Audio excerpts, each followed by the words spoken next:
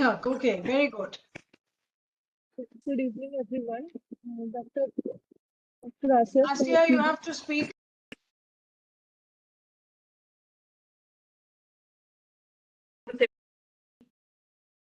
Start. I hand over the.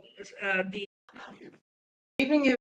Maybe some of the slides have changed, and it's just a way of introducing some pathology that occurs in men and women, etc., and giving you a taste of what that kind of pathology is. Now, just out of curiosity, I don't know how many of you, students over here. Maybe Rakesh, I can ask him because he was the first to introduce himself. Rakesh, have you ever heard of the Garden of Eden? Where is this garden actually? Have you heard about it any time? And would you be able to tell me where it is? Ma'am, Rakesh? Yes, ma'am. Ma'am, Garden of Eden. Ma'am, it is a garden, means like the God when they created the man and the woman for the first time. So is it a real garden, or is it just a myth? What do you think, Rakesh? It's a myth or it's real? It's a myth. It's a myth. Why are you so reluctant to call it a myth? Of course, it's a myth. Yeah, it's a myth, and there are several creation myths. Do you know what is a creation myth, Rakesh? What is a creation myth? No, Rakesh, you don't know. All right, let's ask Mehak. Mehak, you know what is a creation myth? They're all myths. No, ma'am. Yes, Mehak. I don't know about it. You don't know what is a creation myth? Okay. Anybody, Asya, you know what is a creation myth? Or if somebody is writing in the chat box, come on, Asya, what is a creation myth? Maybe something is created by. Yeah, sorry, Asya, loudly, because I think, have you put your audio to full? Yeah. Anyway, tell me, do you know what is a creation myth? Ujjwal is answering. Very good, Ujjwal. Tell me, what is a creation myth? Maybe it's a myth about how humans are created by how so first humans. Exactly, where did humans come from? Yes, Ujjwal? Very good. You come from Nepal, right? Yes, ma'am. Yes. So what is the creation myth that, and they are mainly, tribals have their creation, each different tribe has its creation myth. Then you have the creation myths of different religions, etc., right? Ujjwal, so do you know any other creation myth apart from the Garden of Eden? Any? Like in Hinduism, like yes, Brahma. very good. Tell us. Brahma. Yes, tell us about the creation myth. In Hinduism, Brahma and other I don't know, ma'am. Yes, so they talk about the gods, and then there are other myths about Manu. Yes, and the Christians have got Noah and his ark and so on. So there are creation myths everywhere, and they make very interesting stories. Okay, of course, I don't think there ever was a Garden of Eden, and I doubt that there was one man who was created by God, and then from then there was one woman who was created by God, etc. All right, but this is the creation myth of humans called the Garden of Eden. Okay, and what was the creation myth? I'll tell you. See here in the right-hand corner, you see God, who's always portrayed in the Christian tradition as an old man with a white beard and white hair and flowing robes. Yeah, and you can see that he has created Adam, and you see Adam like a little boy sitting over there. Very good. So he created Adam. Then what did he do next? The next thing that he did was to create Eve. And you can see, according to the Christian tradition, Eve was born from from the rib of Adam. Very good. Who said that, Ujjwal? No, Rakesh. No. Who said that? Yeah, so that's how Eve was born. So women came second, which at one time I will tell you that's not true at all. In fact, it is always that the female sex is actually the default sex, and men have to work very hard to become men. Okay, but anyway, this is according to this myth. Okay, and then God says to Adam and Eve, and if you notice that Adam and Eve are naked. And what he said was, look, you can have the run of this Garden of Eden. You can do whatever you want. Enjoy all the fruit and the flowers and the animals and everything. And Adam and Eve were completely comfortable in their nakedness. But God told them gave them one injunction. And an injunction is one particular thing that they could not do. Okay. And what he said is, do anything you want, eat anything that you want, enjoy everything except from the fruit of this forbidden tree. So there was a tree, the fruit of which they were not supposed to touch. Okay. But of course, you and I know that when you're told not to do something, you always want to do it. Okay. And there in that tree, this is the forbidden tree, there was a tempter. And that tempter, somebody who was tempting, was the serpent. Okay. And the serpent tempted, as usual, tempted Eve, and Eve tempted Adam, and they both ate the fruit of this forbidden tree. And then God got angry. And you see God over here in the top, he got angry, and they had to hide from his anger, from his wrath. And you see them, hiding in the bush over there. And then God sent the angel, his angel of wrath. Wrath is anger. And he drove Adam and Eve out of paradise. Okay, that's Eden. Eden is paradise. And that is the beginning of the troubles that came to humans on this earth. And all because God told Adam and Eve not to eat of the forbidden fruit. Okay, so there are many things that we are told not to do that we do, and that makes life complicated for us. All right, so now let me tell you about some of the things that you are asked to do, and very often you do not do, and some of the things that you're told not to do, and you do. Okay, so here is the first thing. Any of you who have ever listened to some of my slide seminars, you are instructed to do some things because it helps you to improve your diagnostic skills. Okay, and there are many who have listened. They know what they have to do, but they do not do it in practice. Of course, I don't. It doesn't bother me. I'm just giving you what I find has worked for me. But it's my job as a teacher to tell you what things have worked for me, and therefore you should try them if it works for you. So what should we do at low power examination? Okay, certainly we shouldn't go from low power to high power and think that high power examination is the best power to do your histopathology. It is not. If you don't do a good low power examination, your high power is for all practical purposes worthless, right? And so here are the 5 things. You ask yourself some questions, and you, in your head, of course, and you try to get the answers. The first question is there any normal tissue or structure that is present? It's very important for the simple reason that you may have something that says oral mucosa, and what you have, a biopsy from oral mucosa, okay, and what you have on your desk is not the oral mucosa, okay, it's a biopsy from the lung. And if you don't ask yourself this question, you will not be able to look for mix-ups. That's number 1. But number 2, we should not manufacture disease, because if there is only normal tissue present, and if there is no abnormality seen, then we should say that, because the next question you have to ask is there any abnormality seen? Okay, so that's the second question you should ask. And then not immediately, what is this abnormality? Yes, of course you can ask that, but what is important is what is the relationship of the normal structures that you have seen to the abnormal? Just take the skin, for instance, all right? If you have the skin and you have the epidermis on top, and you have say some lesion over there, inflammatory or neoplastic or whatever, I think it's important to know whether that lesion is in the epidermis, is it in the dermis?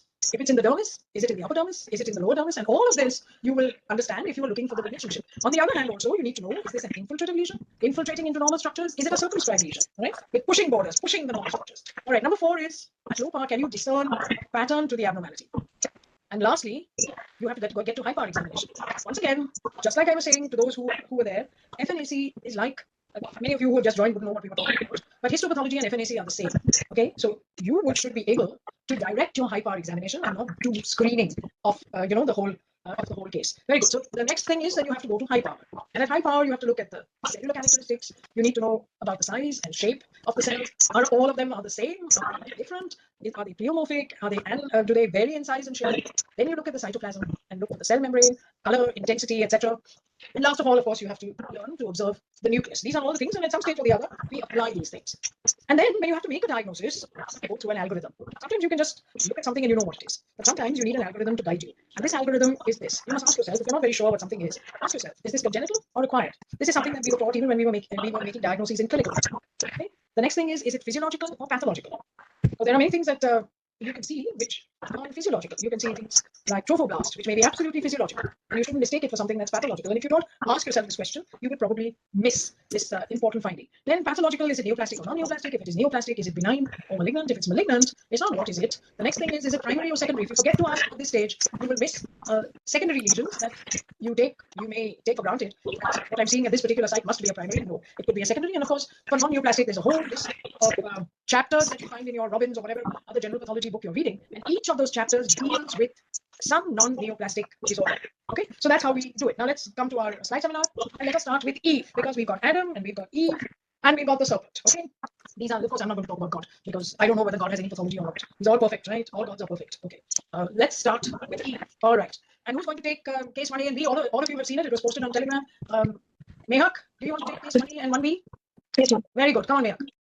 Case 1A. And before you start, listen, you know what you're supposed to do, Mehak, how you're supposed to make observations at low power, etc. So let's try and do it in that way. And I honestly don't care whether somebody gets a diagnosis right or wrong, as long as we learn how to approach the diagnosis. Come on, Mehak. Case 1A, female, 37 years old, presented with postcoital bleeding, biopsy from the cervix, no clinical description of the biopsied area.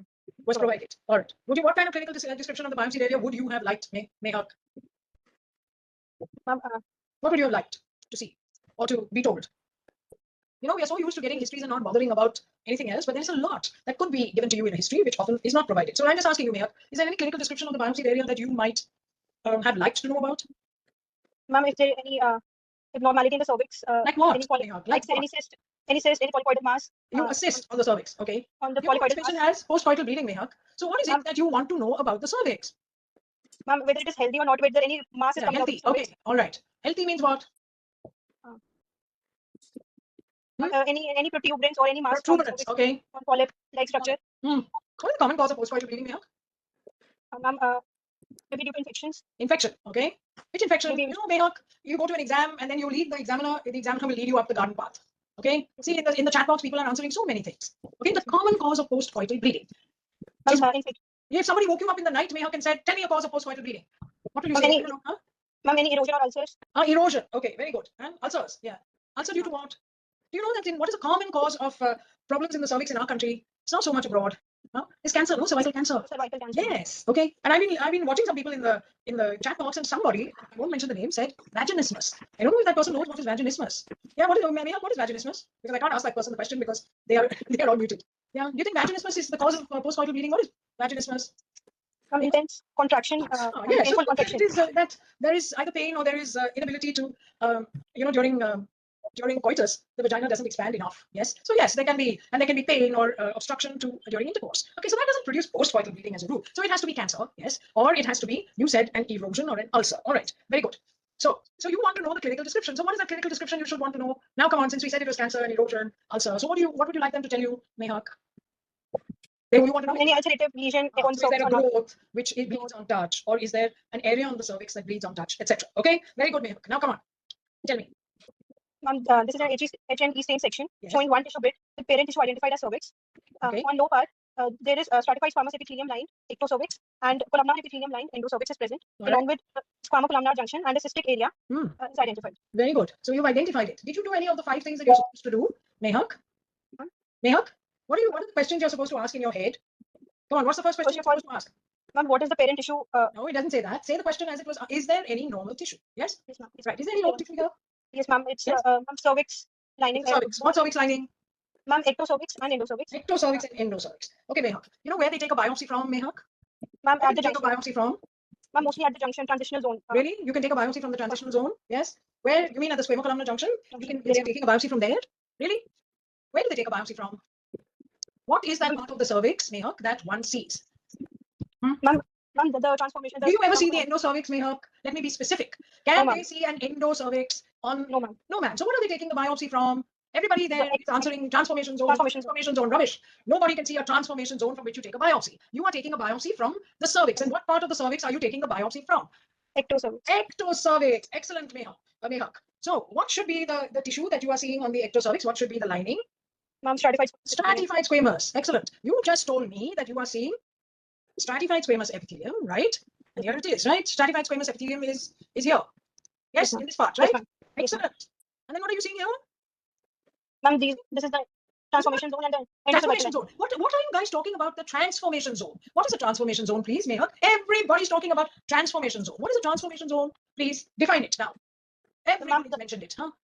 What is it? Ma'am, where the endocervical lining changes to the ectocervical lining, the simple columnar epithelium changes Simple columnar to epithelium. Acha. So you're talking columnar- about the squamo-columnar junction, right? junction. Yes, ma'am. That's what you're calling the transformation zone. Actually, that's not the definition of the transformation zone. That is a squamo-columnar junction. Okay, so that is I will tell you what is a transformational zone, but you are talking about the squamo-columnar junction. Very good. Now, should you see the squamo-columnar junction when somebody takes a biopsy from the ectocervix, Mehak?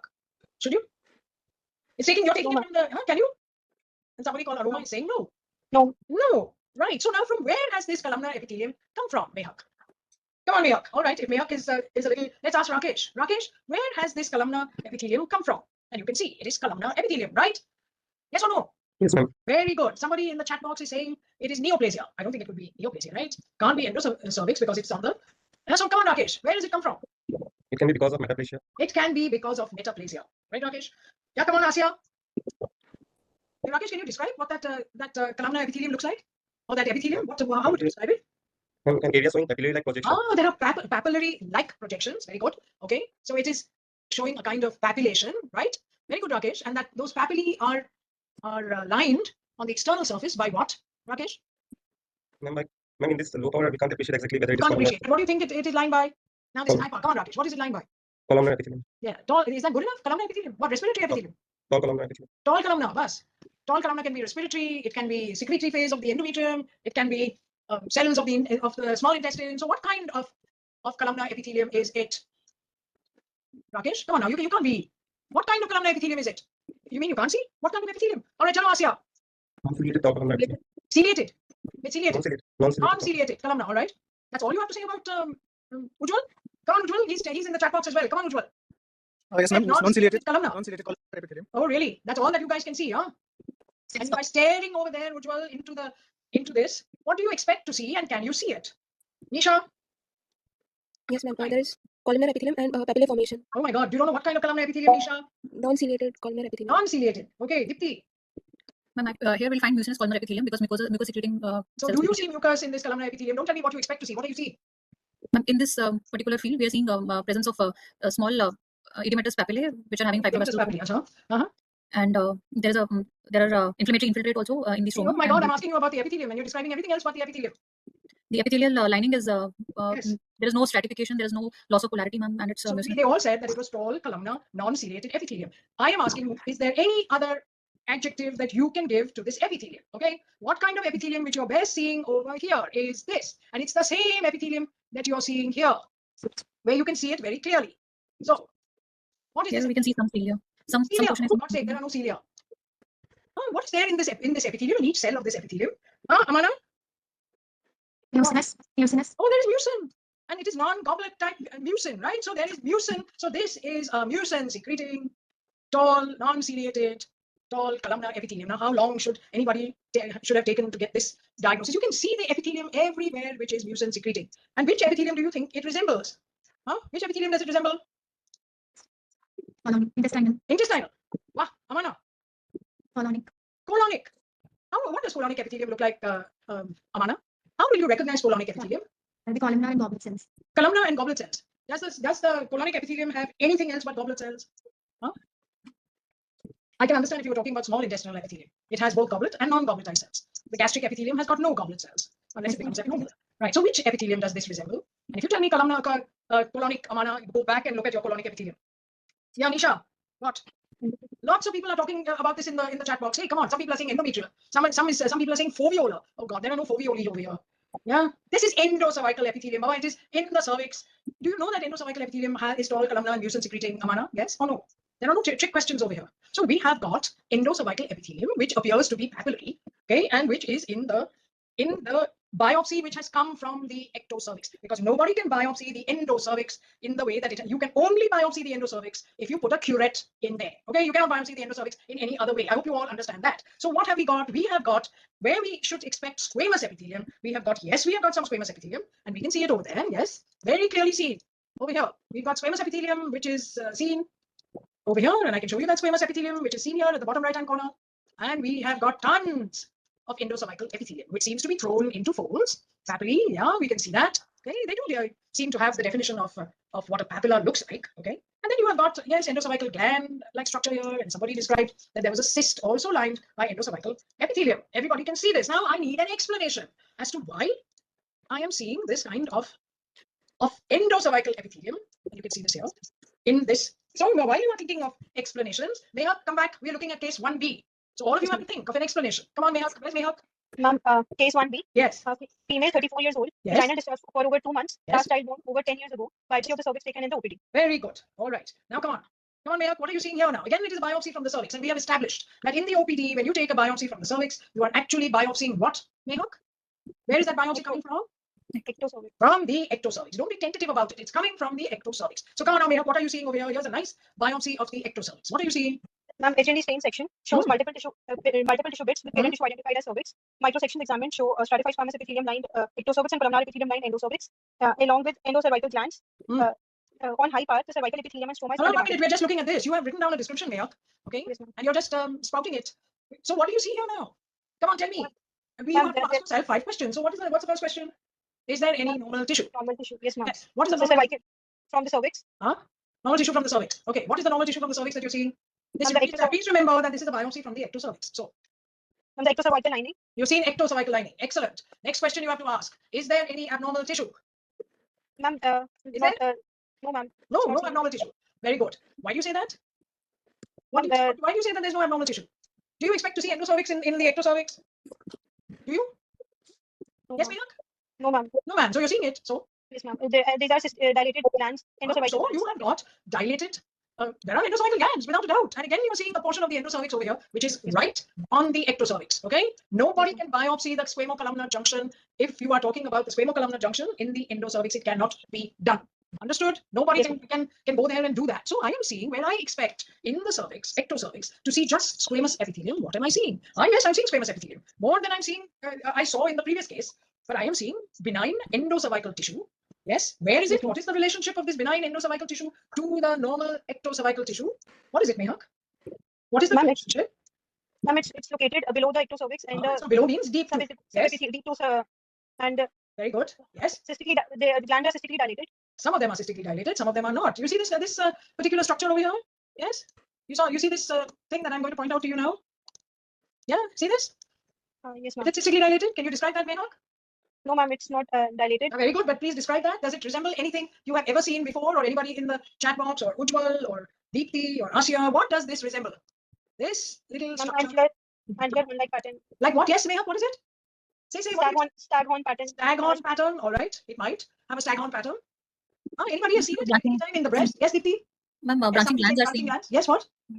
Yes, ma'am, complex branching glands, ma'am. Complex branching glands. They are. It is a complex branching gland. But you know where you see this? You see this in a Phyllodes tumor. You know these leaf-like pattern that people Yes. talk about in a fibroadenoma in a Phyllodes tumor. Yes, and there we don't say that is a papillary structure, do we? No, we say that this is a leaf-like pattern. But strictly speaking, you can see that these are popping out like papillae into the lumen. Now, if you look carefully, this is a compressed gland which is lying inside a stroma, and the stroma is of the ectocervix. But look at it here, and you can see the same structure over here. All right, leaf-like pattern which we were calling papillary, and that is because these are very deeply indented, branched kind of glandular structures. It's known as a racemose pattern. Okay, racemose meaning like a bunch of grapes like things. So this is the way that endocervical glands branch. So, but to get to the bottom of this thing, we are seeing endocervical tissue in an area where we should not see endocervical tissue. We should see only ectocervical tissue. Last case as well as this case, and we are seeing endocervical tissue. Excellent. So we have to ask ourselves, why do we have this endocervical tissue here in this particular place? And you can see that. You see the same leaf-like papillary projections, even in the glands which are lying deep to this squamous epithelium. Okay, and that's just showing you the higher part of this columnar mucin-secreting epithelium of the endocervix, which you can see very carefully over here. You see that they form these little papillary structures. It's almost like a natural kind of formation of endocervical glands. Okay, so Mehak, what is your diagnosis? Ma'am, endocervical glandular hyperplasia. Endocervical glandular hyperplasia. Okay, that's Mehak's diagnosis. Rakesh, what was your diagnosis? You didn't think it was tumor, right, Mehak? Yes, ma'am. Very good. Rakesh. Since in the ectocervix we are seeing the part means the endocervical part. Very so good. It could be because of cervical ectropion. Cervical ectropion. Very good, Rakesh. Asya, what is your diagnosis? Cervical endocervical. Sorry, what was it, Asya? Cervical endocervical. No, I can't hear you, Asya. Cervical. Cervical. I got cervical. Yes. Next line. Cervical and endocervical tissue. Is that what you said? Endocervicosis. Endocervicosis. Is that what you said? All right. So Asya says it is endocervicosis, somewhat like endometriosis. Okay. Sati, who's there? No, Satish hasn't turned up. Nisha. Ectropion, ma'am. Ectropion. All right. Ujjwal. Microglandular hyperplasia. Microglandular hyperplasia, which is seen on the ectocervix. Deepthi. Ma'am, I've also made an impression of cervical ectropion. Now, cervical ectropion. All right. So now, since you said it was a cervical ectropion, what is a cervical ectropion? And these are the salient features in both cases. Okay, you have essentially unremarkable squamous epithelium wherever it is present, unremarkable endocervical glands, areas where the glandular epithelium is papillary. I put it into inverted commas because it is not truly papillary and congested. Yes, and there's a mild inflammatory infiltrate in the stroma. That's what you see. So, what are your possibilities over here? I'll come to the ectropion in a minute. Yes. In the chat box, can anybody just say whether you choose A, B, C, D, or E? Rakesh, do you think this is chronic cervicitis? Rakesh? Yes, ma'am. Is this chronic cervicitis? Cervical ectropion with chronic cervicitis. Oh, so cervical ectropion with chronic cervicitis. All right. Who thinks it is papillary endocervicitis? Anybody? I see that in the chat box. B. Lots of people saying B. Okay. Somebody called Shubhadeep is saying C. Chronic papillary endocervicitis. Okay. Anybody has chosen D? Unremarkable cervical mucosa. I didn't see too many Ds. And how many E's were there? Deepika, can you tell me how many E's there are in the chat box? I'll find out and tell you what's listed. No, but are there any E's in the chat? No, I have not seen that. So far, no, is ma'am. There are no E's. Unfortunately, that's the right answer. It is none of the above. It is not chronic cervicitis. And please, I will tell you that if anybody is making a diagnosis of chronic cervicitis or chronic papillary endocervicitis or papillary endocervicitis, they should all be shot. Okay, there is no such thing as any of these three things. We do this routinely and we should not be doing it. Okay, I have never, unless when I was a student, somebody made me write chronic cervicitis, I have never written a diagnosis of chronic cervicitis. Okay, it does not exist. Yeah, and this is not unremarkable cervical mucosa because you should not have been seeing the endocervical tissue over there. So what is the right diagnosis over here? And 4 of you or 3 of you, I can't remember, have made the right diagnosis. Okay, it is a cervical ectropion, often referred to as an erosion. It is not an erosion. There is no loss of epithelium. This is a cervical ectropion. And what an ectropion is, and the other, this 1B was squamous metaplasia. That is in an ectropion. So there was an ectropion. There was cervical epithelium, endocervical epithelium that was covering the ectocervix, which is a very common condition. It happens in many women. It happens naturally during certain periods of time. It happens in puberty. It happens later on in the reproductive age group, etc. And that is the cause of the of the leukorrhea. Why? Because it's secreting mucin. Otherwise, there should not be any mucin secreted by the ectocervix. But when you get an ectropion, or that endocervical epithelium, which is covering the ectocervix, is secreting mucin, and so they complain of leukorrhea, obviously, because there is a mucin being secreted over there. This is also a thin epithelium. All right, it has not got the thickness of the ectocervical squamous lining, the normal ectocervical squamous lining, and therefore it looks red because you can see the redness of the capillaries that are lying below this thin epithelium. So it looks red, and that has led to this thing being called an erosion. It is not an erosion. There is no ulcer or loss of epithelium in that particular part. Okay, and because it's a thin epithelium, I'm not surprised that you can get post-coital bleeding, because that thin epithelium is not like the the multi-layered squamous epithelium of the ectocervix, and therefore you get it can be easily traumatized. So this is what. Now, what do we mean by squamous metaplasia in an ectropion? Now, what happens is that you have, and that ectropion then has to heal. And when we say heal is in inverted commas, it has to get back to its natural state, which is squamous epithelium. So that squamous epithelium then regenerates and covers this endocervical epithelium. And that's what you see. Glands, endocervical glands sitting beneath the squamous epithelium, which is now growing over the endocervical epithelium that had was present in the ectropion. And finally, this endocervical epithelium gets covered over entirely by this squamous metaplasia, or this squamous epithelium. And what happens? Now you can understand why you get Napoleon cysts. So why do you get Napoleon cysts? Mehak? Why do you get Napoleon cysts? Because of the squamous metaplasia, the glands get blocked, and then they secrete. Exactly. So next time you see a cervix with a Napoleon cyst, you will see that on top there will be squamous lining, and you know that this patient once upon a time had a ectropion, and that ectropion has now undergone reverse. So first there was metaplasia, and you had the ectropion, which was glandular or endocervical mucosa coming onto the squamous lining, and this is reverse squamous metaplasia that has taken place. Now this is how it looks. This is a normal reproductive age cervix, which is all looking whitish because it's got squamous epithelium, all right, around it. You see, it is more or less the same color as the vagina that is next door. This is what a cervical ectropion, which is called an erosion. It's just a name that has stuck. It is not an erosion. I'm repeating that. You see the cervical os. You see this ectropion, which looks red because it's a thin mucosa. It contrasted with the ectocervical squamous lined mucosa. Okay, and that is how they see. And all of this is the ectocervix. So it is not the endocervix as Mehak was describing.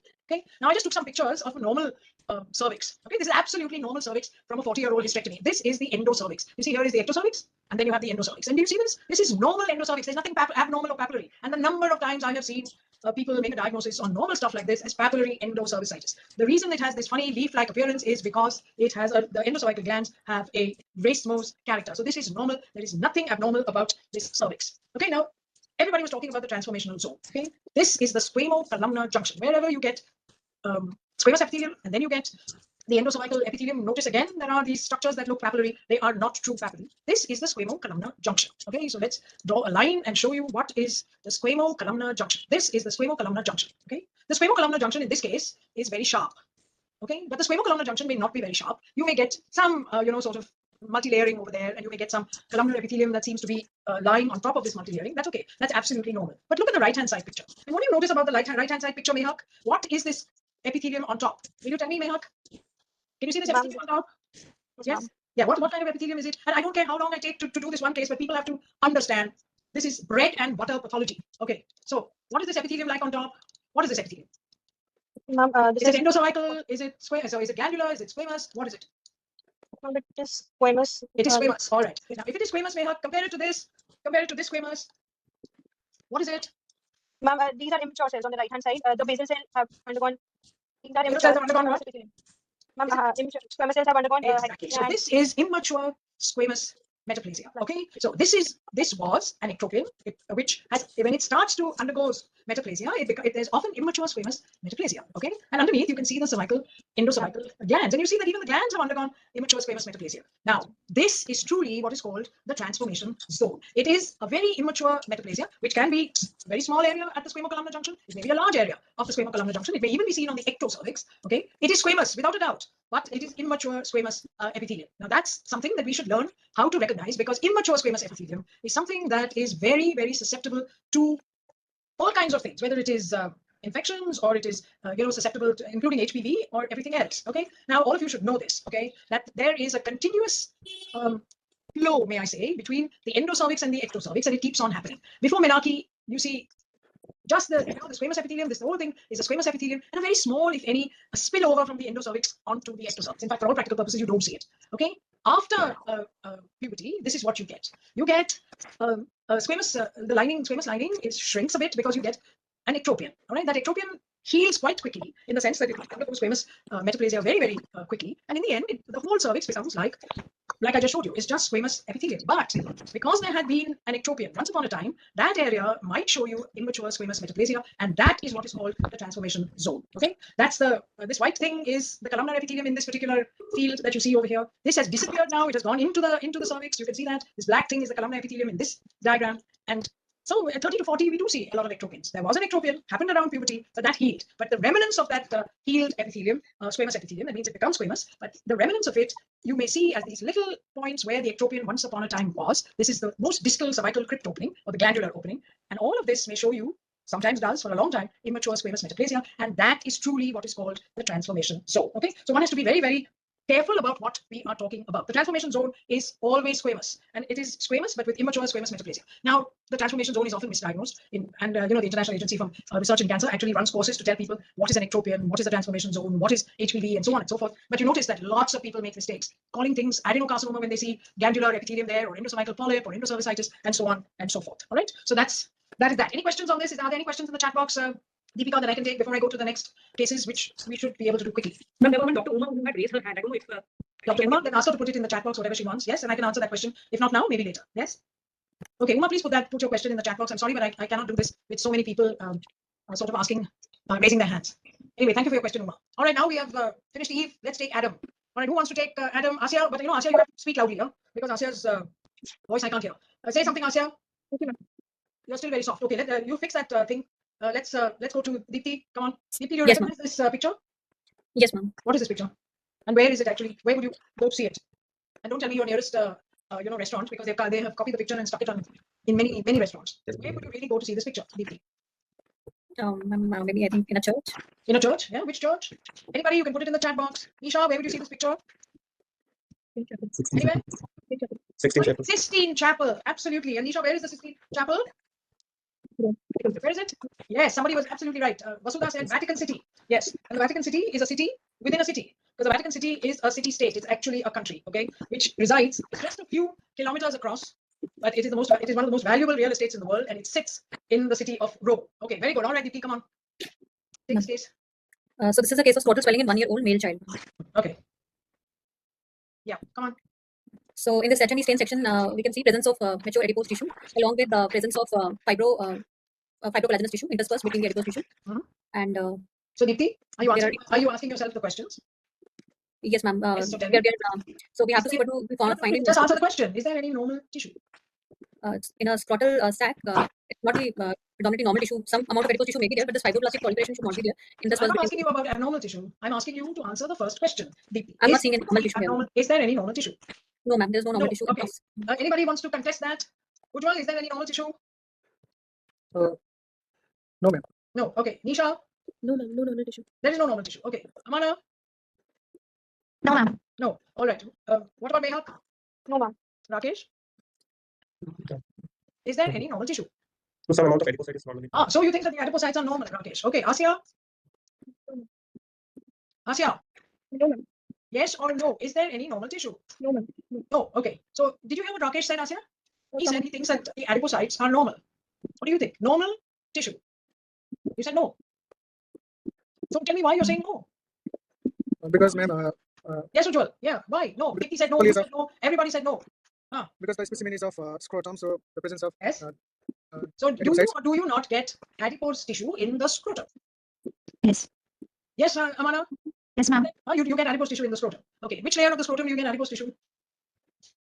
Which layer of the scrotum, or where in the scrotum do you get adipose tissue? You said yes, Amana, and yet you told me that there is no normal tissue here.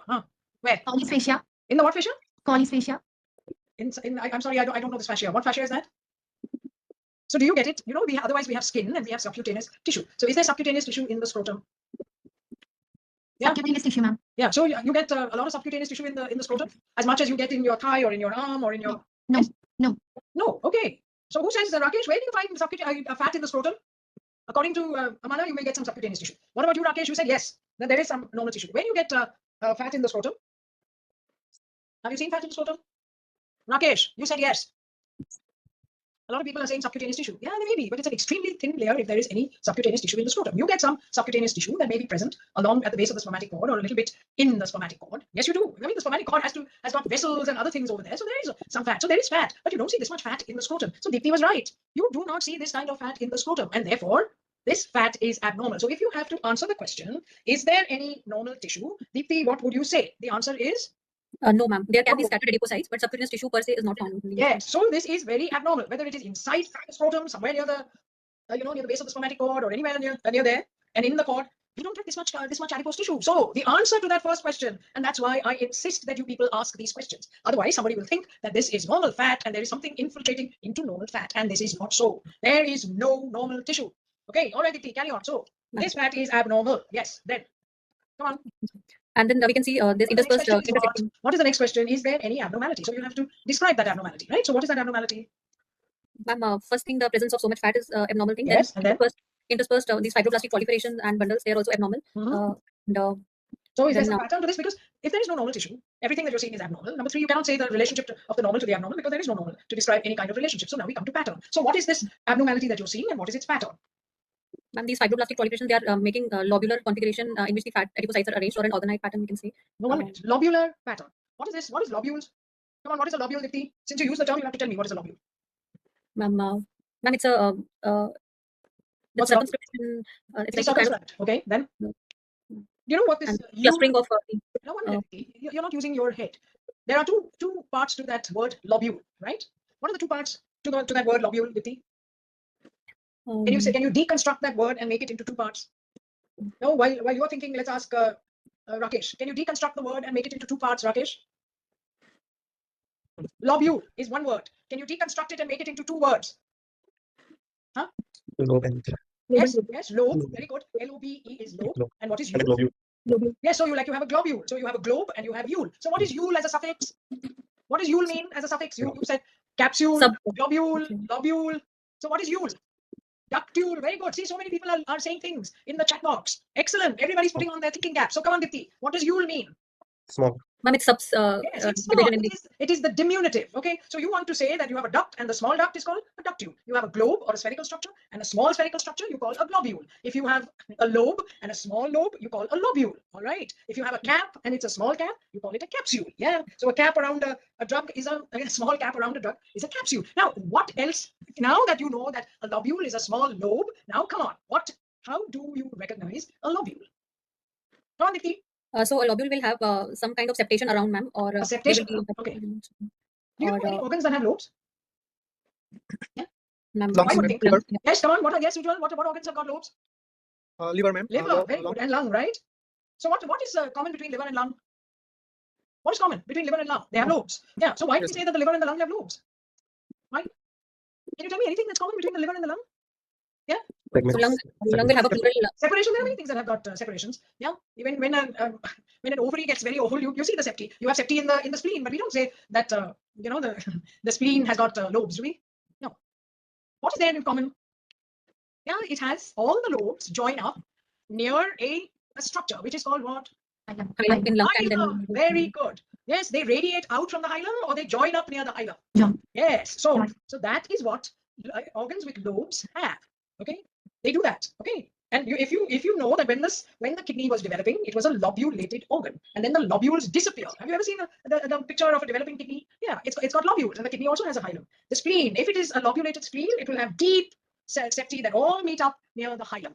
That is what a lobated organ has. Now you tell me, if that is what a lobate organ is, what should a lobule be like? Come on, Dipti. And then you know what is the definition of a lobule. So in that one lobe, we'll find there will be many. No, there are multiple lobules. So yes, you're right. It has to be bounded very well circumscribed areas. Yes, and they all have to radiate towards or away from a central point. That's why, do you know what you call a lobular hemangioma? Why is it called a lobular hemangioma? Because it has these defined circumscribed conglomeration of vessels which all radiate towards or away from a central point. That is the definition of a lobule. Now you're telling me that this is lobulated, Dipti? And the answer is? In this particular field, ma'am, there I can think in other fields there are. Really? Here we don't see much. There is fibroblastic There is proliferation. absolutely no lobulation. You people think you can get away with any old description, and you might think that here is this woman who's only concerned about descriptions. No, I'm not concerned about descriptions. Call anything you want anything. But if you do this, then you are not learning the language of pathology, and you will not be able to decipher stuff which you do not know, because you have got a misconception as to what the words mean. So Dipti, I'm sorry, there is nothing lobulated about this. Okay, so don't sort of try and say no, not in this field or in that field. This is not. There are no lobules over here. It's as simple as that. Okay, so don't make this.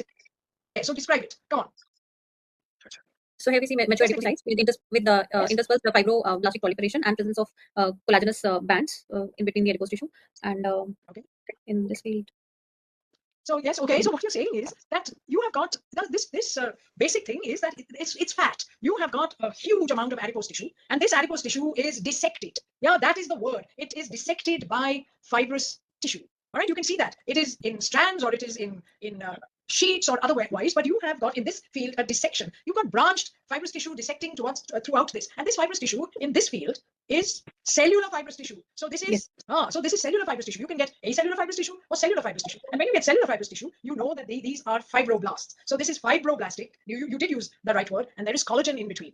Okay, see, most of you feel that it doesn't matter what we say as long as we reach the right diagnosis. I'm very sorry to disabuse you of that idea. If you make the wrong observations or you give them the wrong names, I'm sorry, that is going to come and haunt you, one day or the other. All right. So now what do you see over here, Dipti? Ma'am, in this section, we can see presence of thick fibrocollagenous bands, again a cellular fibrocollagenous bands, and presence of some nodules which are consisting of spindle to ovoid shaped cells and some myxoid. Of spindle to ovoid shaped cells. Okay. Is that what you are? That brings it to your notice? Spindle to ovoid. There are lots of spindle cells in all of that fibrous tissue. What is it that springs to your notice? Ma'am, there are thick fibrocollagenous bands, and there are two distinct nodules in between these fibrocollagenous bands. Very good. All right. So what are those nodules? Why are those nodules looking to you different? Why are those nodules looking different to you? Ma'am, yes. The cells they have. You mean the cells? Ma'am, one thing is the configuration in which they are arranged, ma'am, and the second thing is the cells are the configuration is different. If I cut these fibrous trabeculae or whatever you want to call it in transversely, you think that they will not look round. Here is one. That is configuration is different from this, but this is traversing in a direction which has been cut. So don't tell me it's about the configuration. Anybody else? Ujjwal, why is Dipti saying that you have got something which has a different appearance as these nodules? Why is she making this different? And there is a big difference between this nodule, yes, and it is nodule, and these two nodules. Come on, Ujjwal, why is it different? Ma'am, these are not nerve bundles. Somebody is saying, yes, what do you think, Ujjwal? I think so, ma'am. It's not bundle. You think it's a nerve bundle? I'm not bothered about what it is. I am asking you, why is it different? Why? Maybe it has a wavy like nucleus. It is. That's not, you cannot even see the cells at this power. Why are you saying that it is different? It's myxoid. Rakesh and Asya are saying that it looks different, and it looks different because yes, the stroma is different. Look at this. This stroma is pink. Okay, 1 minute. Let me just get my pointer. Where are we? Here. Laser. This. Oh, I did the wrong thing. I'm very bad at these things. Okay, laser pointer. Here. This is pink. Even this is pink. You can see my laser being. This is not pink. It is grayish. You can see it is grayish blue. Yeah. So that is what draws your attention to this. They have got cells. The rest of it is cellular, but those particular areas. Let me annotate it for those who maybe are not able to see that well. Just look at this. This is a nodule, yes, and this is a nodule, right? And this nodule is very different from the other nodule that we saw, which is this. What's the difference? And Rakesh and Asya rightly pointed out that this has got a myxoid appearance, and this has got a pink appearance, which is collagen. That is what is the difference over here. Okay, and this is important. Why is it important? Otherwise, anybody can make any description. That's not the point of this whole exercise. It is to make observations. Okay, so now we can go to the next. All right. So now what do you see over here, Dipti? Since you're taking this case. Again, here we can see more of thick fibrocollagenous bundles and interspersed the spindle to ovoid cells with myxoid background, and there are presence of interspersed. There is fat. So you have got some components to this tumor. Yes, you have got fat. You have got varying degrees of collagenization. You have bundles which are more fibroblastic, which are less fibroblastic, which have got collagen, and then you have those areas which are, this is very it's almost like hyaline connective tissue. And here are these cells. Okay, now Dipti, Ujjwal said that these are nerves. Do you think they're nerves? No, ma'am. Nerve cells, they are oval to spindle shaped cells. I mean, they are cells with oval to round nuclei, whereas a nerve will have more elongated round nuclei. Should we show me this round nucleus, please? Where's the round nucleus? You asked for annotation. Come on. Show me the round nucleus. And please use a second pen and use a thick thing. Where are the round nuclei? So They're not the predominant type. I don't Just care whether they're predominant or not. Show me the round nuclei. If you say round, I want to see round. Oh, that's round. See, I told you that you're using a very thin. it's the second. I know what she has shown. This is a round nucleus, yes? And this is a round nucleus, right, Dipti? And this is a round nucleus. They're not round. Are you telling me that all these nuclei are round, Dipti? There are plenty here. Are they round? Are these round nuclei? Because if you're calling these round, then there's something that you need to. Are these round? I've drawn lots of round nuclei in that in this fascicle. Ma'am, this is the cross section. So here they appear round. But So now, are you willing to say that these are round nuclei? no, ma'am. This is the cross section of spindle So now, shape. Dipti, again, you call something round. In your head, you've got a cell which is not elongated, because elongated cells do not have round nuclei. Okay. So this is where I tell you that you are, if you do not get your observations right one day or the other, you will fall into a trap. And I told you, this is not about getting the right diagnosis or the wrong diagnosis. And there are no round nuclei. These are either spindle, yeah, or they are irregular. And you call them all spindle cells. They're not all spindle cells. Okay. I can see cells with processes. I mean, there are plenty of cells with processes here, and they're all, you can see more than one process. So what are those cells? Stellate cells. Call them. Very good. So what are the stellate cells that we know of? Very good. You identified them as stellate cells. So what are the stellate cells that we know of? Dendritic cells. Dendritic cells, right? So you think these are dendritic cells that belong to the histiocyte dendritic cell system? Yeah, is that what it is? Yes, Amanda, what are the stellate cells that you expect to see in tissues? Yes, neurons, because they have dendrites, dendritic cells. But here, this is soft tissue. So what are the stellate cells that you see in soft tissue? Would be stromal cells. Thank you. They are stromal cells. But what are those stromal cells? What are those stromal cells? Huh? Anybody? Someone ask here, what are the stellate cells that you will see in soft tissues? Huh? Aishwarya Murthy says a myofibroblast. Yes, they are myofibroblasts. And once you have seen them and you know that a myofibroblast is an immature variant of a fibroblast, okay? You don't get fibroblasts without them first being myofibroblasts, okay? That is the normal progression of how fibrous tissue forms. So if you have a myofibroblast, you can see here the contrast between what is the matrix of a fibroblast. What is the matrix of a fibroblast, Asya? What is the matrix of a fibroblast? You know what is the meaning of the word matrix, Asya? No, ma'am. You don't know what is the meaning of the word matrix? Rakesh, do you know what is matrix? Rakesh, are you there? Yes, ma'am. What is the meaning of the word matrix? Huh? What's the meaning of the word matrix? Rakesh has never heard the word matrix. All right. Ujjwal, have you heard the word matrix? Yes, ma'am. What is matrix? He's heard the word, but he doesn't know what it is. Nisha, what is the meaning of the word matrix? Nisha? Has Nisha disappeared? Perhaps. She's hungry. All right. Mehak, what is the meaning of the word matrix? Ma'am, it is a ground substance. Ground substance, yes. But what is the meaning of that ground substance? What is it? Is it inside? Supporting. Achha. You don't know that it is extracellular material, yeah, which is present in stromal tissues. Mucin is extracellular material, but it is, if it is in glands, and it is extracellular, but it is not in the stroma. Okay, so it is not matrix. So extracellular material which is present in the stroma is called a matrix. Now, Dipti, can you enumerate matrices? Man, like fibroblasts can have collagenous matrix against Very which it will be. Then we can have. Bus, fibroblast and collagen. I can see. Then Plus, everybody is thunder. Okay, Amana, what is the name any matrices? Because the plural of matrix is matrices. So, yes? Hyaline, ma'am. Hyaline, very good. You don't know that bone and cartilage chondrocytes, yes, and chondrocytes against osteoid and myxoid, all of these are matrices, for God's sake. That is what is a matrix. It's an extracellular material that is secreted by stromal cells into the extracellular space. That is what is a matrix. And thank God I decided to ask you this. Otherwise, God only knows what you would have thought. Here you can see that there is a difference between the matrix over here, which is collagen, okay, in this very dense fibroblastic tissue. And the matrix over here is what? On the right hand side. Myxoid. And this myxoid is being secreted by the myofibroblasts. Okay. So hyaluronic acid, chondroitin, all of these are proteins that are present in a matrix. Okay. I think that I hope that you guys have. So this is not nerve. Ujjwal, you thought it was a nerve, right? Yes, ma'am. Yeah, why did you think it was a nerve? Ma'am, I saw some nucleus has a wavy appearance. So you saw a wavy appearance. Okay. So all wavy things are nerves. You know the most wavy thing in your body is, and it is not a nerve. It is collagen. Oh yes, and where you get a lot, not fibrocollagen, it is collagen, and where you get a lot of collagen in the joint capsules, in the tendons. Go and look at please go and look at these things, okay? And you'll see how wavy they are, and they are not nerves. Okay, this is not a nerve. First of all, if this were a nerve, it could not have this amount of cellularity. It would have to be an extremely abnormal nerve. And why would there be so many blood vessels inside a small nerve like this? This is not a nerve. And anybody who talked about nerve is this being a nerve, please look at it very carefully. All right, good. Right, and there's more of this. And now, Ujjwal, can you see this wavy stuff? on the right hand side? Yes. Are you going to tell me that this is a nerve? Ujjwal? You probably thought it was a nerve, but it's not a nerve. Okay, this is collagen and this is fibroblastic tissue. Okay, you can see it. So you have got, look at that, these are not nerves. Can you see the difference between collagen and myxoid in this case? And this is very hyalinized collagen, as you see over here. You might see some waviness, but this is not a schwannoma or anything of that sort. This is just collagen. Okay, so come on, Dipti, what is your diagnosis over here?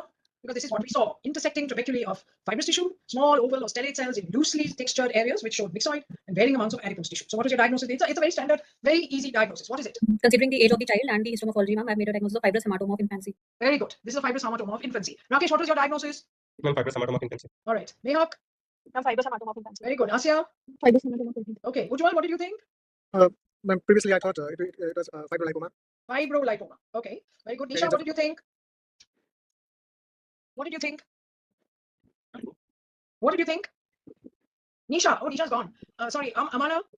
Fibrous hematoma of infancy. Yeah, and all of you made this diagnosis by matching pictures, okay? Because your observations were terrible, okay? Now, this is just one way in which you can make a diagnosis. Just go to Google and say tumor in the scrotum, infant, fat, loose mesenchyme, and fibrous tissue. I just put in these things just to show you that you can, even Google will give you the diagnosis, provided that you make the right observations, okay? So this is fibrous hematoma of infancy. And you do not deserve full marks for this diagnosis because you have matched pictures, okay? You were not even able to tell me that that was myxoid, and you didn't notice that there were those, cells that had, somebody said there were round cells. I didn't see about stellate cells. So you do not get marks for making the right diagnosis. That only happens in your exam when you can even copy from somebody else. You should be able to make the right diagnosis. Okay. So this is a lesion that is peculiar to infancy and childhood, and it doesn't have any sort of morphologic counterpart in adult life. And you can get it in many places. And one of the places that you do see it is in the scrotum. Okay. Now we have done Adam. We did Eve. We did Adam. And now we're going to do something about an organ which both Adam and Eve share. Can you think of an organ apart from our usual lungs, liver, spleen, etc.?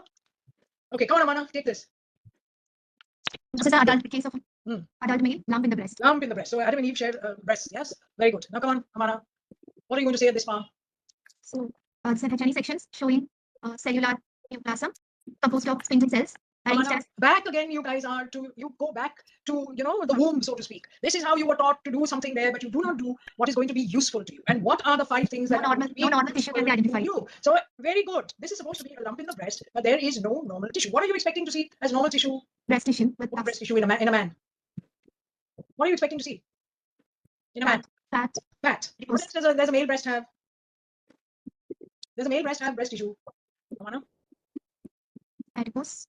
Adipose tissue, you said that. Yes, there will be some adipose tissue. What else? No TDLU. No TDLUs. So what breast tissue will the male have? Rudimentary. Oh, yes, Rakesh. Rudimentary ductal system. Rudimentary ductal system. Does the breast tissue have a nipple? Does a male have a nipple and areola? Are there ducts under there? Yes or no? Yes, ma'am. Yes. Has anybody ever bothered to see what a male breast looks like? And don't tell me that you haven't looked at the histology of a male breast. Okay, so we're not expecting to see huge amounts of ducts and lobules, etc. Yeah, I agree, Amana. Yes, ma'am. But you don't see any at all. So fine. Now this could be from the male breast. It could be anywhere, but we do not see any normal tissue. Okay. Is there an abnormality seen? Yes, Amana. What is the abnormality that you're seeing? Cellularity is increased. What do you see? Cellularity. So you're seeing an extremely cellular lesion, which even at this part is not inflammatory, right? It has to be a tumor. So you are seeing a tumor. Very good. Number 3 question we cannot answer because there is no normal tissue. So we talk about the relationship. What is number 4? Pattern. Yes. So what kind of pattern are you seeing at this power? What could be diffusely arranged as sheets. So you are seeing sheets. You are seeing sheets of cells. There is no particular pattern that you can discern at this power. Very good, Amana. Now, what are you seeing over here? Now, are you able to see any pattern, Amana? Yes, ma'am. There is. What is the pattern? Short fascicles. Short fascicles. Okay, Amana, you know what is a fascicle? What's a fascicle, Amana? Bundle. It's a bundle. All right. But what kind of bundle? What kind of bundle? Is it the same thing as a palisade? That's also a bundle. Yes. Is it like a Dhobi's bundle? Is it a sheaf? That's also a bundle. Yeah. Is it what? What kind of thing is a fascicle, Amana? Fibroblast. Oh no. You mean that there are no fascicles of smooth muscles? Smooth muscle. Yeah. Yeah. So then what is a fascicle, Amana? Anybody knows? Spindle cell arrangement. Spindle cell arrangement. But arranged how? Parallel to each other. Very good, Rakesh. Parallel to each other. Very good. Yes. Very good. Is that all that is required to sort of say the definition of a fascicle? Yes. Grouped together, they should be. Now I'm going to draw spindle cells parallel to one another. Yes. And you are going to tell me, Amana and Rakesh, whether I am drawing a fascicle. Am I drawing a fascicle? These are all spindle cells. No. You told me spindle cells parallel to one another. Yes or no, Rakesh? It should be surrounded by connective tissue. Oh, it should be. All right. I'll surround it with connective tissue. Come on. I'm surrounding it with connective tissue. Is this a fascicle? No, it is not. Absolutely not. Why? Because a fascicle is like this. All right, they're all parallel to one another, but they are running parallel to the direction in which that bundle is running. This is running perpendicular to the way in which it is running, and therefore this is a palisade, that is a fascicle. Okay, so it's got nothing to do with what is surrounding it or anything else. So spindle cells that are elongated, or this we talk about a palisade. Here's a spindle cell, here's a spindle cell or a columnar cell, and if it's running, if the bundle is running in this direction and everything is perpendicular and yet parallel, yeah, that is a palisade, for God's sake. So now this is I am here trying to teach pathology that is so basic. Doesn't matter as long as you guys learn it. So it is parallel. So all of these are elongated cells that are parallel to one another, but they run parallel. A fascicle runs parallel. All the cells run parallel to the direction in which the bundle is running. Now, do you see any such thing like that over here, Amana? Do you? Yes, do you? No, ma'am. No. So what is the pattern? And the answer is there is no pattern. It's all haphazard. Haphazardly arranged. Absolutely. So there is no pattern. And you were right when you said it was a sheet, because a sheet is a patternless collection of cells. Okay. So this at higher power, you can see that there is no pattern. It is absolutely haphazard. Okay. Very good. So we have got, oh dear, why isn't this now moving? Second. Yes, you can see that. Here also it is haphazard. Here, if you want, there may be some very inconspicuous kinds of vague fascicles. Okay. But let's see the cells that are at high power. What kind of cells are these at high power, Amana? Spindle cells, ma'am. They're spindle cells. All right. Can you define a spindle cell for me, Amana? They're elongated. Yes. So is a nerve cell with an axon. Are you going to call that a spindle cell? No, ma'am. No, ma'am. Are you going to call a skeletal muscle cell a spindle cell? Skeletal. No, ma'am. So what is the definition of a spindle cell? Pointed ends. Come on, Jaldi. Tapered ends. Like So what is got tapered ends? The spindle cell has got tapered ends. I see. All right. A spindle cell is elongated, yes, but it has a centrally placed elongated nucleus. That is what is a spindle cell. Okay, that is the definition of a spindle cell. And I don't know, all of you are second year students, and by now you should know what is the definition of a spindle cell. Yes, there are spindle cells, and there are many spindle cells over here. Okay, you can see that. Here there is a spindle cell. I can see a spindle cell. But here is a cell, and it is elongated. I don't think there is any doubt about this cell being elongated. But you think it's got a spindle nucleus? No. There are lots of these kind of cells which are elongated, but look at the nuclei. And when you look carefully, you see that there are cells which have, look at this, it's curved on itself. Look at this cell, it looks like this, almost like a triangle. And then you start to see cells which don't have any spindle nuclei at all.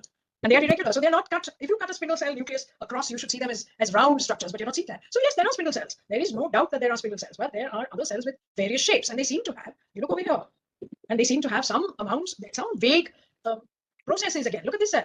Look at the long process of this cell. It's got a nucleus at one end, and then you can see its process going out on the other. So there are some funny looking cells which do not have a centrally placed elongated nucleus in this thing. Yes, many of them are spindle cells, but many have got oval nuclei. Here is a long cell, but it's got a round nucleus. And this is indeed a round nucleus because the cell is stretched out. Okay, so it's not just cut transversely, so you see the round nucleus. So there are very odd looking shapes to these cells. Do you agree, Amana? Don't say yes if you don't agree. yes, ma'am. I agree. You do. So that is what we need, observations and not just spindle cells. Finished. Okay, and these observations are important. You have to learn to make these observations. Okay, and that's the purpose of looking at high power. You make observation, you do pattern and other things at low power, and you make proper observations at high power. Excellent. All right. Oh, sorry. Now, do we have to go to the next? Yes. And now what do you see? See, you can see them. They're not spindle cells anymore. When you look carefully and you are really trying to, and look at this, you've got a cytoplasmic inclusion in the nucleus over here. Okay, it looks as if the nucleus has wrapped itself around a it looks like a hole in the nucleus, but it's the nucleus that has wrapped itself around a portion of the cytoplasm. So it looks like that. And now you can see that we're not really looking at a spindle cell tumor. And you look carefully in the middle, see all this cytoplasm. That cytoplasm is looking, there's a lot of cytoplasm, but the cells look interconnected with one another. And the only way you can have interconnections is if there are some processes. Okay, but you can't see them very clearly. But if you really pay attention, there are processes to these cells. All right. Now here it is more closely packed. You can't make out much about processes, but you know one thing, and these are not spindle cells. You agree, Amana? They are not spindle cells. So if your description when you were looking at this case was it spindle cells, and I'm sorry, there are spindle cells, but they may not be the most prominent cell in this thing. All right. So what do you think, Amana? Did you come to any diagnosis, or you think that now I'm going on about processes? So what do you think that we're looking at, Amana? Could be a myofibroblasts. Myofibroblasts. Okay, fine. So now these are the salient features. They are plump cells with oval, round, slightly irregular vesicular nuclei. You could see the small nucleoli. Occasionally you can see cytoplasmic inclusions in the nucleus. And the cytoplasm, though not distinct, may have processes. That's something that you should be paying attention to. There are no mitoses. There is some anisonucleosis. It's not pleomorphic.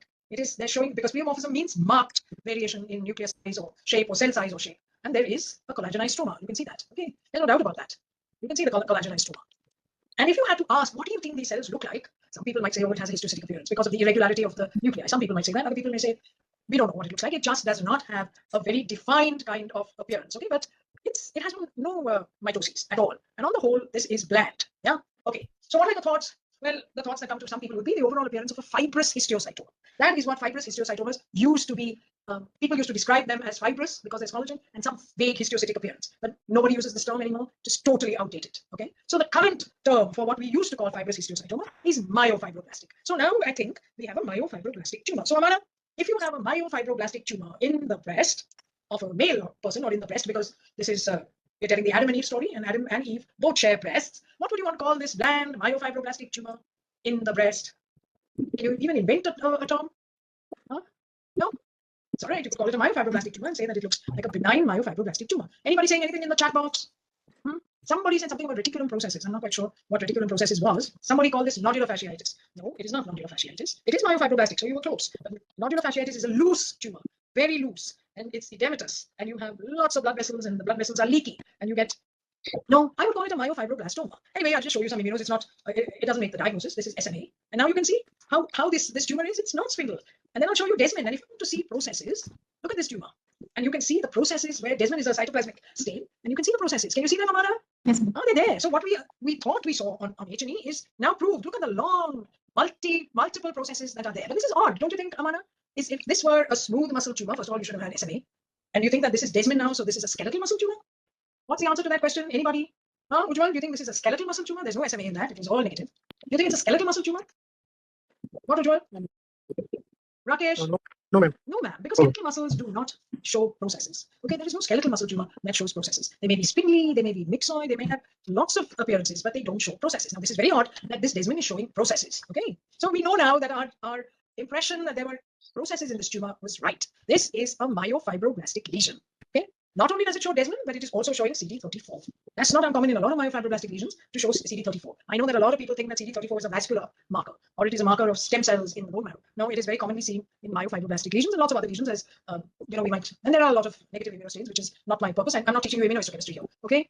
So what's the diagnosis over here? It's this. It's a mammary myofibroblastoma. So I told you, Amana, you could have also made up this term. Yeah, it's a mammary myofibrobllastic lesion, which is benign. Okay, it is seen in both females as well as in males, but it might occur anywhere in the soft tissues, in which case you call it an extra mammary myofibroblastoma. Very good. Yes. Now here is a female variant of mammary myofibroblastoma, and many of them, not the one in the that I just showed you, because there is a lot of fat in the female breast, you will often see fat in this tumor. Okay, and again you see those very plump looking cells. Some of them are spindly, yes, without a doubt. And here you can see there is actually a fascicle that has been cut at right angles. That's why you see the nuclei as little round dots. But there is a lot of it that is not spindly. Okay, and there you see some anisonucleosis, etc. And here is our famous Desmond that is seen with the. So it shows you CD34. It might show you only CD34. It might show you only Desmond in this dendritic fashion. And of course, it might show you both. Okay, so this diagnosis is also mammary myofibroblastoma. So we saw it in a male and we saw it in a female. Very good.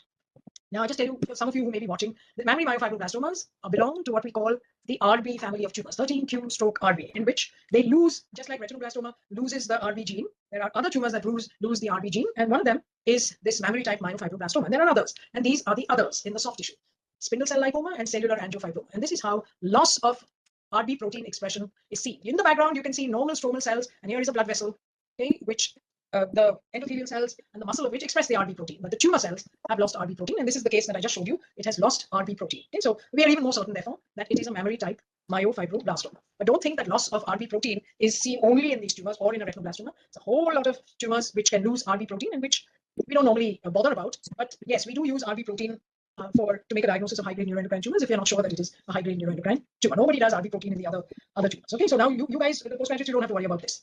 Okay. What you need to worry about is CD34 expression. It is seen in mesenchymal tumors and all of these other possible mesenchymal tumors in which you may see it. Okay, in addition to this myofibroblastic tumors, including mammary myofibroblastoma, you see it in hematolymphoid lesions, in blast cells, especially myeloid blasts. Yes, and you see it in stem cells. In fact, if you are trying to harvest stem cells from the bone marrow or from other organs, this is what you use. You use beads that are coated in anti-CD34 antibody, and you are able to harvest the CD34 cells. Okay, so this is the somebody, if you want, you can take a screenshot of it. Okay. Expression of Desmond, on the other hand, okay, it usually suggests myogenic differentiation, and everybody says Desmond skeletal muscle. No, it is seen most commonly in smooth muscle cells, because smooth muscle tumors are far more common than skeletal muscle tumors. Yes, you see them in skeletal muscle tumors, and you see them myofibroblasts. I just showed you one. It's seen therefore in smooth muscle tumors, skeletal muscle tumors, rhabdomyogenic differentiation, in malignant peripheral nerve sheath tumors, in Mullerian mixed tumors when you get rhabdomyosarcomatous differentiation, in carcinosarcomas, in a variety of blastomas, that you see in various different places, including pleuropulmonary blastoma. Yeah, you see it in picomas. Now that is a perivascular epithelial cell tumor. Those that have a spindle cell leiomyomatous component. Okay, and when you see it in myofibroblasts, please, you will see it, and not very commonly, but when you see it, you will see it in this dendritic fashion. Otherwise, desmin is seen as a thing around the nucleus or in a dot-like fashion. And these are some of the tumors in which you will see this dendritic desmin. I just showed it to you in mammary and extramammary myofibroblastoma. You see it in an angiomatous fibrocystocytoma. And funnily enough, you see it in giant cell tumor of tendon sheets. Okay, so you can take a screenshot of this and remember where you get desmin. Now, we talked about Eve and Adam and what they share, but what is it that they do not share? Okay, now let's take this case. Now, who's going to take this case? Rakesh, come on. Yes, ma'am. Male, 19 years old, presenting with epistaxis for 7 months. Imaging showed a 3 cm mass in the nasopharynx. Very good. An excision of the mass was done. Very good. Now, come on. This is easy. What are you going to say? You know our 5 things. Is there anything normal? Is there any normal tissue? Is there? No, ma'am. No, ma'am. All right. Very good. What should you expect in the nasopharynx? What do you expect in the nasopharynx? We won't see this much of dilated vascular architecture. You will not see. Okay. Where do you expect to see this kind of vasculature? Where do you expect to see it? Huh? See this vasculature. Yeah? Where do you expect to see this kind of vasculature? Come on, Rakesh. You've seen it and you've seen it many times. And if you haven't seen it, that's too bad. Where do you see this kind of vasculature? And yes, you will see it in the nasopharynx in a site. Huh? Yes, you do. You see it in the nasopharynx, you will see it in the nose. And let me give you a clue, you will see it in the turbinates. And all males have this kind of vasculature somewhere. Come on, Asya. Again, you have disappeared into the sand, Asya. Somebody Asta says testes. No. I'm only talking about the vasculature. Where do you see this kind of vasculature? I'm not talking about the rest. Where do you see this kind of vasculature? So in other words, what is your mind describing this vasculature as? Come on, Asya, I want to hear your voice, okay? What kind of vessels are these? Somebody's saying capillary hemangioma. Slit-like. Slit-like? Are these slit-like? Huh? I think it was Maniza. Maniza said in the penis. Yes, all males should know that they get this kind of vasculature in the penis. So what kind of vasculature is this? And somebody's telling me this is slit-like? Asya? Sorry, these are not slits. Huh? What are they? Somebody's saying cavernous. So does it look cavernous to you? Just because in the penis there is cavernosa, so it becomes cavernous. Okay? There is spongiosa and cavernosa. So and you have the same type of vasculature. So please describe this vasculature. Variable size. Yes, Rakesh, very good. Variable size vascular structures. Okay, very good, variable size. But tell me what each vessel looks like. Is this the aorta? Rakesh, aorta looks like this? No, ma'am. So I don't know what kind of vessels are they. I never Wait. get an answer. Why don't you start with the aorta and end in the vena cava? What are those vessels that you know? Will you please tell me, Rakesh? Will you tell me? Arteries, veins, but like Arteries. What kind of arteries? What kind of arteries? The aorta is an artery. Yeah, it's a large artery. Yes. Yeah. Then you have large arteries. How do they look? Come on, Rakesh. What is the histology of a large artery? and tunica media will be. Tunica media. Achha. Okay. So where do you start? You want to start from the outside and go in, or what? Start from inside. What do you have? Tunica intima. Tunica intima. Okay. Is Tunica that thick or media. thick? Um, Is that I mean, thick or thick? In a large artery. these are thick. It's thick. Okay. Then next, what do you get? What is the outermost layer of the intima in a large artery or in any artery? Right? I'm getting shock after shock. I may not be able to get up from this chair. Okay, Mehak, what is the structure of a large artery? Is Mehak there or she gone? Mehak, are you there? Mehak is gone. All right. Amana. Tunica adventitia, Okay, that's outside. Then. tunica media, and tunica. Oh my God! You don't know that you have an intima. The outermost part of the intima is the internal elastic lamina. Then you have the media. Then you have the external elastic lamina, and then you have the adventitia. Right? That is true of all arteries. You have an internal elastic lamina and you have an external elastic lamina. What does an artery end in? What an artery? You have a small artery, and then what is the next level of vasculature? After an artery comes what? Amana? Arterioles. Arteriole. Excellent. Very good. So what is an arteriole? What does it look like, Ujjwal? What's an arteriole like? Is it a big vessel or a small vessel? Smaller. Small vessel. All right. Size. And how do you recognize an arteriole, Ujjwal? What? How do you recognize an arteriole? Ma'am, these are thin vessels, and Yeah, thin vessels. there'll be thin internal elastic lamina will be there. As I'm sorry, Deepthi, it is not a thin vessel. An arteriole is a vessel with a small lumen, but it has a thick muscular wall. So it is a small vessel with a thick muscular wall. That's what an arteriole is. And I'm really very sorry to know that all of you don't know what an arteriole is. Okay, it has a thick muscular wall, and that thick muscular wall is what regulates your peripheral vascular system. How much blood goes into the capillaries is regulated by your arterioles, and your hypertension is regulated by your arterioles. And I'm amazed. I don't know what medical schools you went to. that you don't know anything about the histology and physiology of an arteriole. But this is, please, it's impossible when I'm trying to take a slide seminar to talk about, these very fundamental things. So is this an arteriole? I've been seeing in the chat box. Yeah, this is an arteriole. No, it is not an arteriole. Okay. And what's the next the next caliber of vessels that is after an arteriole? Yes, Rakesh? So you have arteries, you have the aorta, the large arteries, the small arteries, the arteriole, and then capillary. And does a capillary have a muscular wall? The capillary has no wall except for an endothelial lining and a basement membrane. And what comes next after a capillary? Yeah, Rakesh? Capillary is open into what? Into venules. And what does a venule look like?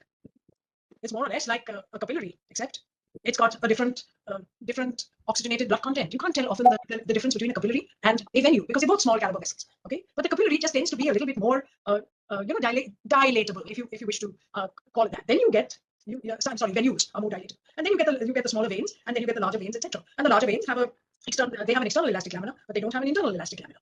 Okay, they do have a muscular wall. Okay, so what are we seeing here now that we have talked about all of these different vessels? What are we seeing? Yeah, Dipti? So, ma'am, these blood vessels, they have a thick muscular layer.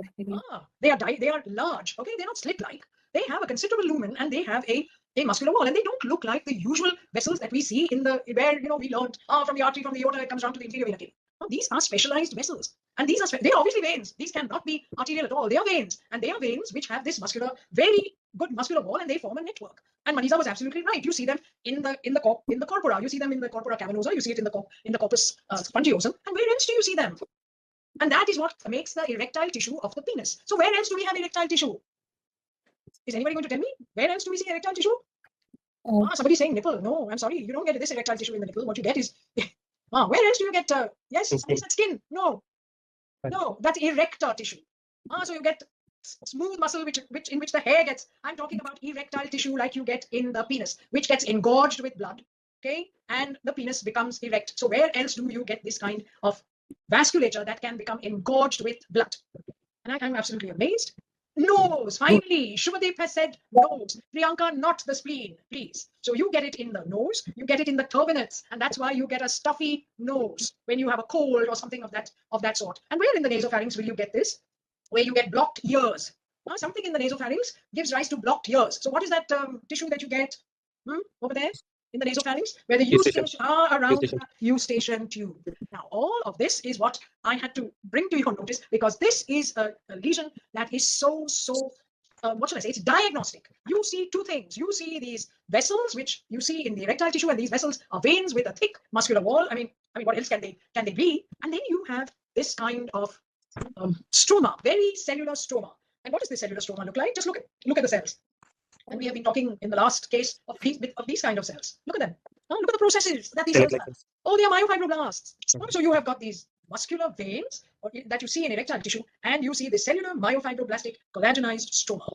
So what is your diagnosis? There's only one diagnosis. Okay. What is it? And everybody will match pictures and so on. Hey, this is a nasopharyngeal angiofibroma. But look at the ignorance about any of the observations that had to be made. So don't pat yourselves on the back and say, I made this diagnosis and then compare. I got 4 out of 5 or whatever it is right. No, I'm sorry. You have to go back to first and basic principles and understand why you make diagnoses. What are those observations? And this is that vascularity resembling the erectile tissue of the corpora, of the penis, the clitoris, the nasal turbinates, and in a background of stellate cells and collagen, it makes this diagnosis nasopharyngeal angiofibroma. Okay. Now, this only occurs in males, and you can see the androgen receptor that is present in that myofibroblastic stroma that you see. It's a part of the tumor. That the myofibroblasts are part of the tumor. Just remember that it's only seen in males, and that's why I said this is something that is not shared between Adam and Eve. Okay, and you can do a beta-catenin stain, and you see the beautiful processes of this. I have never done a beta-catenin in a nasopharyngeal angiofibroma, and I've taken this picture from Pathology Outlines. Okay, so why is this case in the Garden of Eden seminar? It's in that Garden of Eden seminar because there are some lesions that do not occur in genetic females. Those females that have an XX. So those are the XX chromosome bearing individuals. And what are these lesions? The lesion, one of them is nasopharyngeal angiofibroma. You'll never get it in a female. And if you've got it in a female, then please check whether that is a real female. Okay? You never get a germinoma of the anterior mediastinum in a female. You get seminomas in males in the anterior mediastinum, but you don't get germinomas. Okay? You do not get a gonadoblastoma in an XX female. To get a gonadoblastoma in the gonad, you must get a Y. You may be XXY, you may be XYY, you may be anything, or you may have an XOXY. But if you are a pure XX, you will never get a gonadoblastoma. Okay. For all of these, you need a Y chromosome to get one of these lesions. Okay, so I thought it was interesting that there are some things that Adam and Eve just do not share. It's only the Y chromosome that makes you susceptible to these things. All right, so the message is check the cytogenetic sex if a female presents with one of the above. All right, excellent. So now we come to the serpent, and the serpent who tempted Eve. We say tempted Eve. It could have well been tempted Adam. All right, so who's going to take this now? Who's there? Ujjwal, come on. Are you there, Ujjwal? Is Ujjwal over there? Or is Ujjwal left? Okay, Ujjwal is not answering. Who's there? Asya has already had a turn. Aman has had a turn. Rakesh, are you there still? Yes, ma'am. All right, come on. Elderly male with pyrexia of unknown origin for 3 weeks. Yeah. Known case of CML on second line tyrosine kinase inhibitor. Yes. West biopsy of a consolidation in the lower lobe of the left lung cell. Very good. Come on. Describe this. There are only 3 pictures. Come on. What are you seeing? Capsule is seen. All right, so you see the capsule of what? The lung? No, ma'am. It doesn't look like a lung tissue. Okay, very good, Rakesh. Excellent. Yeah. Why do you say it's not looking like the lung tissue? I can see a capsule and some trabeculi. And some trabeculae, yes. And that cannot be the lung. Very good, Rakesh. Right. Now, same thing, right? No lung has got this kind of capsule. It is a capsule. And you've got a very, see the capsule and you see the trabeculae. And what do you see inside? Lymphoid means, lymphoid tissue. Yes. Very good. And when you look carefully at that, what do you see? Is it all lymphoid tissue? And different stages of hematopoiesis cells or different stages of hematopoiesis. No, different stages of hematopoiesis, but what you see is, you see metamyelocytes, you see polymorphs, yeah, so you see that, yeah, excellent. So what do you think this is, Rakesh? Yes, it is the spleen. Okay, this came to me as CML involving the lung because this patient had CML. Okay, that's what it was, but it wasn't. It is the spleen. Okay, and we know that it is a spleen because it has the capsule, which is very thick. It's got the trabeculae in there, and now you can see the CML that is involving the spleen. Very good, Rakesh. All right, so here you have the serpent who's tempting you to say that this is CML in the lung. So how did the spleen come there, Rakesh? Because there's splenomegaly. They biopsy the lung. So how did they get the spleen? How did they get the spleen? The biopsy was taken from the lower lobe of the left lung. Yeah, so how did they get the spleen there? They might have punctured through the. They might have punctured through what? You know where the lower lobe of the left lung goes? Have you seen? The lung dips, no, into the abdomen because you have the curve of the diaphragm. So they were targeting that, and what they got, they went too low and they got the spleen. Okay. So now this is the end of my talk. Did you know that there are more than 2 kinds of sex? And I'm not being naughty in this kind of way. Okay. Yes. Tell me, Rakesh, what are the more than 2 kinds of sex? Huh? You have a genotypic sex, which we all know about. We have gonadal sex. Yeah. Because you might have phenotypic sex. Your gonad may be testicular, but you have a female habitat. Okay, that's because of Mullerian insensitivity. Testicular androgen insensitivity syndrome, or the lack of a Mullerian inhibiting factor. You have psychological sex. Okay, and there is the sex of rearing, because sometimes parents, because they are unhappy about the fact that they have got a girl instead of a boy, they rear that girl as a boy, and so on and so forth. Okay, or sometimes you have genitalia that are not very clear. Okay. Now, these 3 kinds, that's the genotypic sex, may be XO, XY, or there may be different kinds of chromosomal abnormalities. Gonadal sex, because you may have a testes on one side, ovary on the other, or you may have streaks, and you may have some remnant. Because I told you that the default sex is female. So if you don't have a Y and you've got some abnormalities, you may have immature or very small uterus and fallopian tubes, etc. Okay, and if your phenotypic sex is also mixed up, these are all called intersex, right? So I'm just telling you, this is my last line. God created Eve. And let me tell you, because the female is the default sex, from Eve actually came Adam, and not as they say in the Christian tradition and from Eve came Adam, and not that Eve came from Adam. All right. I think now I just wanted to say thank you, and I hope you enjoyed this little piece of sex education as much as I did. All right. So now I think I finished. Are there any things in the chat box, Deepika or Kiran, that No, ma'am, I can't see any no? question. All right. So then I will. None? Okay. Very good. So thank you all of you for being a very somebody's talking. Anyway, all of you have been a really very interactive group of students. Thank you, all of you, Rakesh and Mehak and Asya. I wish that Asya's voice would have been heard better. Amana and Ujjwal and Deepti. Thank you very much. I just want to tell you that you guys have to be much better at your observations. Okay, you don't seem to know any other stromal cell but a spindle cell. Okay, you don't notice things like stellate cells. Just look at the vasculature and your observations about the vasculature. Okay, and to you it seems to be more important that we match pictures and we make diagnoses rather than we do this from first principles. That means you make your observations and feel happy that you've made your observations, and all that you're doing otherwise is matching pictures. Okay, as I say again and again and again, your observations have to be so good that you can make a blind person like me who has done enough histopathology, you should make me see. In other words, your observations are so good that through your eyes and the words that you say to me as your description, I will be able to make diagnoses. And from whatever your descriptions you have made, so in today's, I would not be able to use you as my eyes. Okay, very good. So now I think we've come to the end of this. Thank you, all of you. Thank you also, Deepika and Kiran.